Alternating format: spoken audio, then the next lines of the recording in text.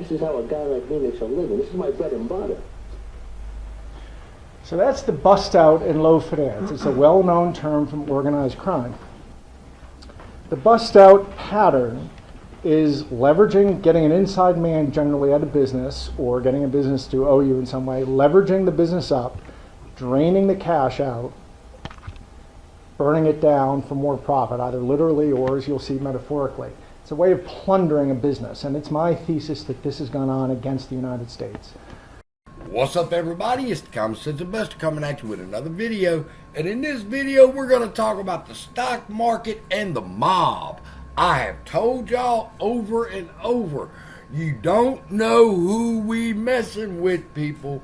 These are the type of people who will send someone to your house and kill you and your whole family for interrupting their money.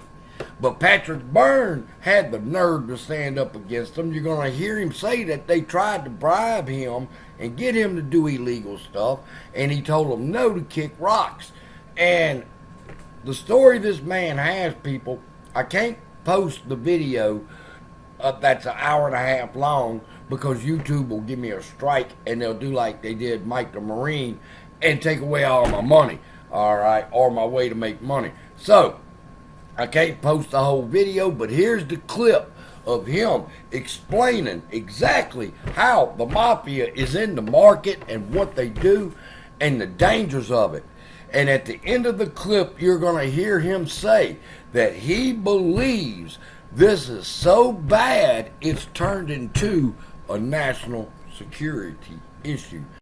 And I only wish that I would have found these videos, because I'm watching all the Patrick Byrne interviews and I just can't believe what I'm learning and the confirmation that he's given for the things that we have had to learn the hard way.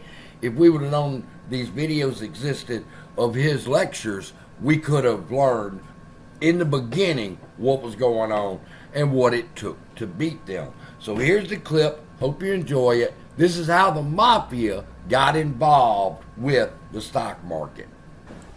So the intermediary step, though, was the bust out entered high finance in the 1980s. It entered in the form of a fellow named Michael Milken. And if you don't believe me, here is the FDIC action against Milken from 1991. Beginning in at least 1982, the Milken Group willfully, deliberately, and systematically plundered certain S&Ls. The Milken Group targeted the S&Ls because their deposits provided the S&Ls with an enormous pool of capital.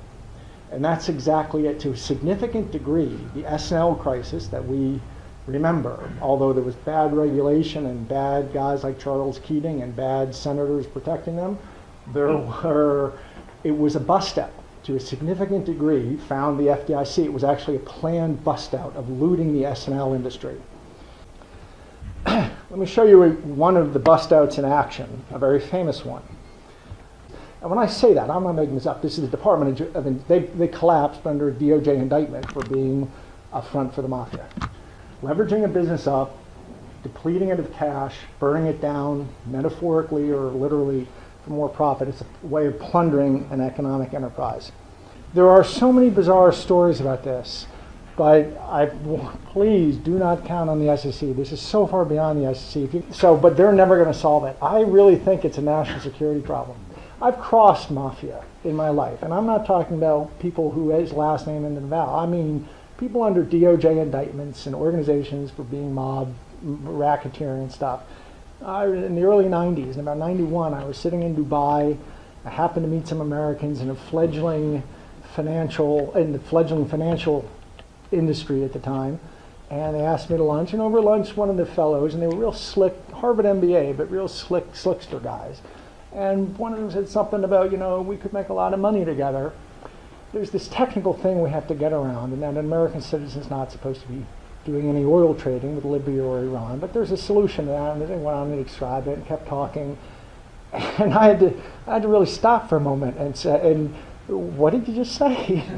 Well, I could sit here all night and tell you the stories that started accumulating of tripping over those kinds of people.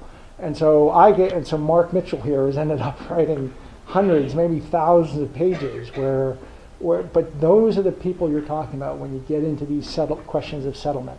And it's way, way, way beyond the SEC to solve this. Wow. Wow. Don't count on the SEC. The people that are in charge of this market is too powerful for the SEC to stop. And they bought the SEC and they bought the senators necessary to continue in the market manipulation that they do. So the next time a clown tries to tell me or anybody else that believes that this market's being manipulated into the ground, you're a damn liar. Evidence supports what we're saying. It's not a conspiracy theory. It's a conspiracy fact.